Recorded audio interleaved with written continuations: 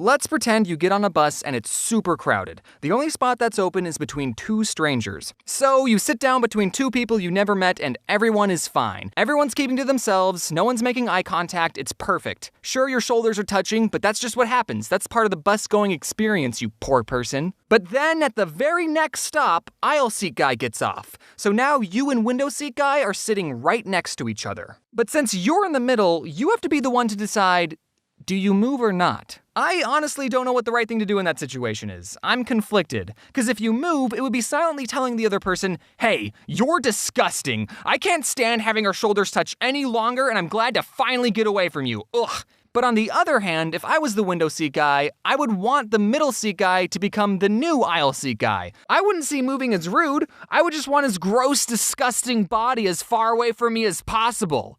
That's not rude. But on the other hand, maybe I'm overthinking everything and most people don't even mind being this close to another human and they aren't struggling socially, I don't know. Now imagine that same situation, but with urinals. If you're in the middle urinal, do you move halfway through to the other urinal? Because I would. Are you supposed to talk to people when you're sitting 2 inches away from them? I always felt like I should say something, like, hey, did you see the game last night?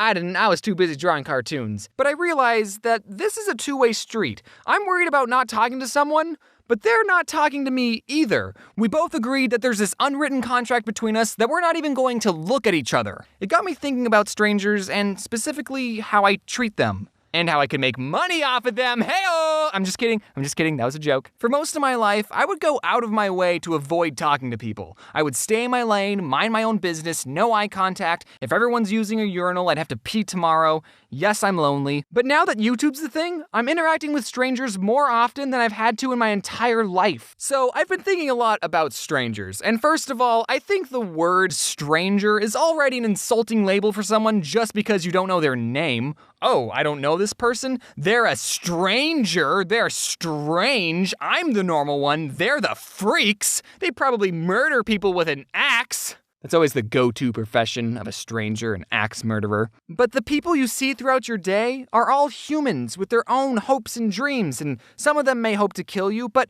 you'll never know because you didn't ever take the time to get to know them. So I think that the people you see throughout your daily life aren't strangers. They're potential friends.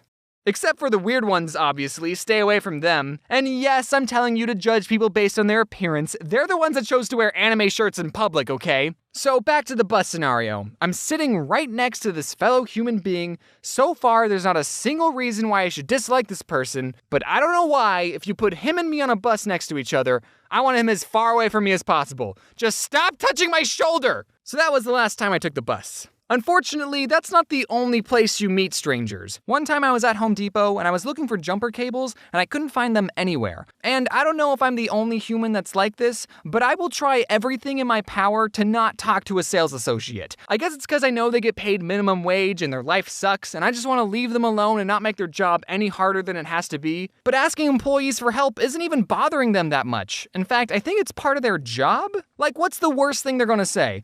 Ugh. You don't know where one specific item is? Everyone else knows. Did you even look? They're in the jumper cable aisle, idiot. No one's gonna think that. So feeling desperate, I mustered up what little courage I had and swaggered up to someone wearing an orange vest and said, excuse me, do you know where the jumper cables are? I don't work here. Oh, you don't work here? And then he walked away. And then he waddled away, waddle, waddle. And then the very next day, bum, bum, bum. So I think the logical thing to do in that situation would have been to find someone who does work there. But I left the store because I didn't want to run into that same guy again. But I also bought a hammer because I didn't want people to think that I stole something. So... oh yeah. And by the way, if you wear an orange vest to Home Depot, just expect people to ask you for help. Same goes for people who wear red shirts at Target. You'd think I'd learn from my mistakes, but no, I have a bunch more examples. When my book came out, my publisher said that it was going to be carried at Barnes & Noble, and I thought that was super duper cool and wanted to see my book in the wild. Not to buy or anything, just to have a look at. So I took my friend Adam from Something Else YT, and we went to the local Barnes & Noble and started our search. We looked in the humor section, didn't find it. Then we checked the new release section, it wasn't there either. Then we looked at the best-selling section, then the religious section, but we couldn't find the book anywhere. So So either the publisher lied or they had already sold out. But just to be sure, I asked one of the workers, hey, do you guys have a book by The Odd Ones Out? He kind of looks like this. And the worker typed something out on his computer and said, oh yeah, we got those in the back. We just haven't put them out yet. So then he went to the back room, brought out a copy and handed it to me saying, here you go, kid. And I thought, well, frick. I can't just hand it back to the guy and say, oh no, that's okay. I didn't want to buy it. I just wanted to have a look at it. Do you know how inconvenient that would be? So the only less awkward option I could think of was to buy my own book. And you know what? I'd get a couple cents back from this purchase, so it wouldn't have been a total loss. But Adam, being the more sensible one, said, dude, this is ridiculous. You have to come clean. So then he went to the worker and said, so he actually wrote this book. He just wanted to get a look at it, like, in the wild. And the worker said, oh, that's so cool. Do you want to sign our copies? And then I thought, well, hold on. You're not even going to ask me for my ID? How do you know I actually wrote this book and I'm not some guy trying to deface someone else's? And then the guy gave me a whole stack of my books and I signed them all. Last story before I go. I was in the hallway of a building and me and this potential friend crossed paths. He said, hello, and I was going to respond with, hello, and how's it going? But I combined the two and ended up saying, how? And then I jumped out a window and fell to my death. I can't rationalize that behavior. Maybe I spend too much time on the computer and I'm not used to looking at real people's faces, but I'm trying to change. Don't get me wrong, going to conventions and meeting fans has helped me a lot with talking to people. Granted, those conversations are usually one-sided and a real stranger won't already know who I am, but they've still helped me. Now, you might be expecting me to give you advice on overcoming social anxiety, but if you watch this video, you know I'm not the most qualified to give that advice, but I'll try my best. I know it's hard to feel confident and I'm still working on it, but you have to understand that we're all people and we all have things that we're struggling with. And in reality, we're not all watching or caring about every little thing that other people do. We're all too busy worrying about what other people think of us. So with enough practice and believing in yourself, you can show the world your true colors, and I think you'll find that people are a lot nicer than you think. So if you're the middle seat guy on the bus and you have to decide whether or not to move, do whatever you want, no one cares. Just stop touching my shoulders.